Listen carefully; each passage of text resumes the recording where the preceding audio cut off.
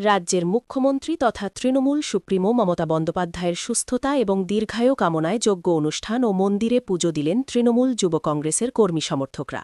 উল্লেখ্য, ৫ই জানুয়ারি মুখ্যমন্ত্রী মমতা বন্দ্যোপাধ্যায়ের জন্মদিন।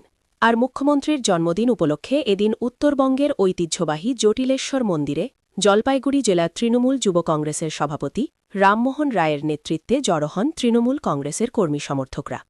সেখানে মুখ্যমন্ত্রীর সুস্থতা ও দীর্ঘায়ু কামনায় যজ্ঞ অনুষ্ঠান ও পুজো দেওয়া হয়। পাশাপাশি এদিন যে সমস্ত গর্ভবতী মায়েদের রক্তের প্রয়োজন হবে তাদের রক্ত দেওয়ার জন্য জলপাইগুড়ি ব্লাড ব্যাংকে হাজির হন তৃণমূল যুব কংগ্রেসের কর্মী সমর্থকরা। সেই সাথে জেলার ১৬টি সাংগঠনিক ব্লকের বিভিন্ন জায়গাতেও মুখ্যমন্ত্রীর সুস্থতা ও দীর্ঘায়ু কামনায় পুজো দেওয়া হচ্ছে বলে জানান জেলা তৃণমূল যুব কংগ্রেস সভাপতি রামমোহন রায়।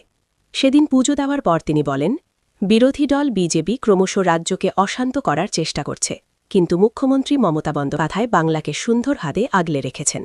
তাই মুখ্যমন্ত্রীর জন্মদিনে তার সুস্থতা ও দীর্ঘায়ু কামনায় যজ্ঞ ও পুজো দেওয়া হচ্ছে, কেননা মুখ্যমন্ত্রী আমাদের কাছে আদর্শ ও অনুপ্রেরণা।